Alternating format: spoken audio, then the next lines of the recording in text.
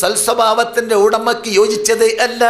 ഷിട്ടികൾക്കുള്ള അവകാശം അവൻ വീട്ടുന്നുണ്ടെങ്കിൽ അവന്റെ സ്വഭാവത്തിലൂടെ രാജാതിരാജനായ അർശിന്റെ ഉടമയായ ഷിട്ടാവിന്റെ ബാധ്യതയാകുന്ന ആ 5 വക്ത് നമസ്കരിക്കുക, ആ കൽപ്പനകൾ അനുസരിക്കുക, ആ ഖുർആൻ നടപ്പാക്കുക എന്നതിൽ വീഴ്ച വരുത്തുക എന്നത് സ്വഭാവിക്ക് യോജിച്ചതല്ല.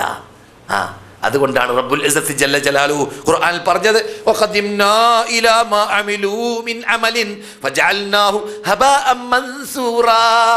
ഈ നല്ല സ്വഭാവിയായിട്ട് ഇവിടെ ജീവിച്ച ഒരു മുസ്ലിം, ഒരു മുശ്രിക്, അള്ളാഹു അല്ലാത്തവനെ വിളിച്ച് പ്രാർത്ഥിച്ച ആ സ്വഭാവം അനുസരിച്ചിട്ട് അള്ളാഹ്ക്ക് നൽകേണ്ട അവകാശം നൽകാത്ത വ്യക്തി പരലോകത്തിലേക്ക് എത്തുമ്പോൾ അവൻ്റെ ആ നല്ല സ്വഭാവത്തിൽ കൂടി ഇവിടെ നേടിയെടുത്തതായ സമ്പാദ്യം മുഴുവനും ഞാൻ നശിപ്പിച്ച് കളയുന്നതാണ്, വിതരപ്പെട്ട ധൂളിയാക്കി കളയുന്നതാണ്. അവന് ഫലമില്ല. എന്തുകൊണ്ട്? ആ നല്ല സ്വഭാവത്തിലൂടെ ഷിട്ടാവിലേക്ക് എത്താത്തത് കൊണ്ട്. സ്വഭാവം ഉണ്ടായിട്ട് കാര്യമില്ല. നമ്മളിവിടെ ഉദാഹരണം പറയാൻ ആരെയാണ്? അബ്ദുല്ലാഹിബ്നു മക്കത്ത് ജാഹിലിയ കാലഘട്ടത്തിൽ ആരുടെ?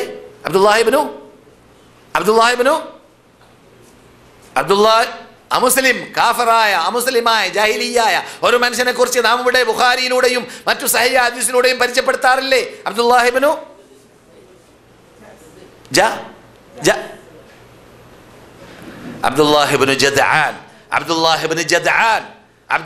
ജദ്ആൻ എന്ന വ്യക്തിക്ക് നല്ലൊരു റെസ്റ്റോറൻറ്റ് ഉണ്ടായിരുന്നു മക്കത്ത്. തായിഫിലുള്ളതായ നല്ല 1 നമ്പർ ഫോറിൻ ബ്രാൻഡി കൊണ്ടുവന്നിട്ട് ഹാജിമാർക്ക് മൂപ്പര് തീറ്റിപ്പിക്കും. ഈത്ത നല്ല മുന്തിരിക്ക കൊണ്ടുള്ളതായ വീഞ്ഞ്, അതുകൊണ്ടുണ്ടാക്കുന്നതായ അസീർ.